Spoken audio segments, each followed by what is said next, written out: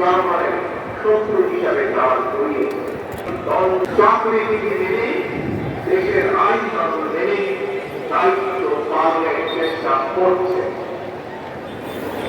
আপনার পালনের পরে বর্তমানে শুরু করছে একটি চক্র পুলিশের মনোবল ভেঙে দেওয়ার ষড়যন্ত্রে লিপ্ত হয়েছে। পুলিশকে অকার্যকর করে দেওয়া গেলে দেশরক্ষার নিয়মে অভিযোগ দায়ের করুন।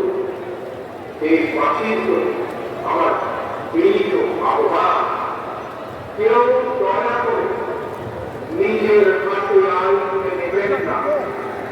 প্রতিহিংসা প্রতিশোধে বাস্তবায়নে দ্রুততম সময়ের মধ্যে জাতীয় নির্বাচন অনুষ্ঠান করতে হবে। দ্রুততম সময়ের মধ্যে জনগণের ভোটে নির্বাচিত প্রতিনিধিদের কাছে ক্ষমতা হস্তান্তর করতে হবে।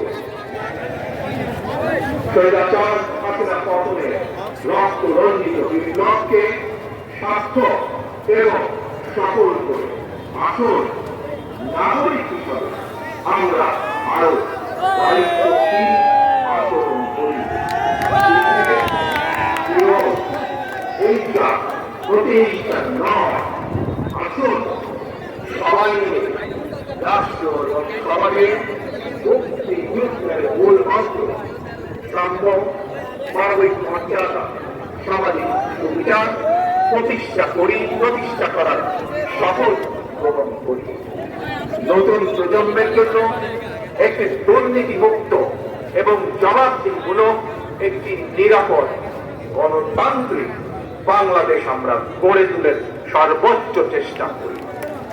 সর্বশেষে আমি আমার দলের নেতা কর্মী সমর্থক শুভাকাঙ্ক্ষীদের উদ্দেশ্যে বলতে চাই, আমরা সকলে ঐক্যবদ্ধ থাকলে তারুণ্যের জন্য যে তারুণ্য নেতৃত্বে আজ বাংলাদেশের এই বিপ্লব সফল হয়েছে, আমরা সকলে ঐক্যবদ্ধ থাকলে আগামী দিনে বাংলাদেশের জন্য তারুণ্যের জন্য একটি নিরাপদ ভবিষ্যৎ আমরা গড়তে পারবো ইনশাআল্লাহ।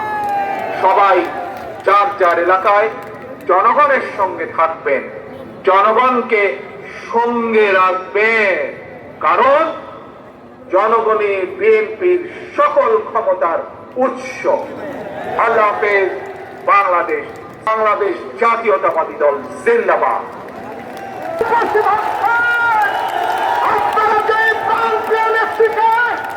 আজকে 6 বছর বেশি সময় নয়, দেখতে পাচ্ছি গণতন্ত্র বাংলাদেশের জনগণে এই বৈষম্য বিরোধী যে আন্দোলন চলছে ছাত্র সমাজের, সেই আন্দোলনকে সফল রূপ দেওয়ার জন্য আমাদের পার্টির চেয়ারপারসন বেগম খালেদা জিয়া আপনাদের সামনে এখনই উপস্থিত হচ্ছেন। ওই নেত্রী আছে।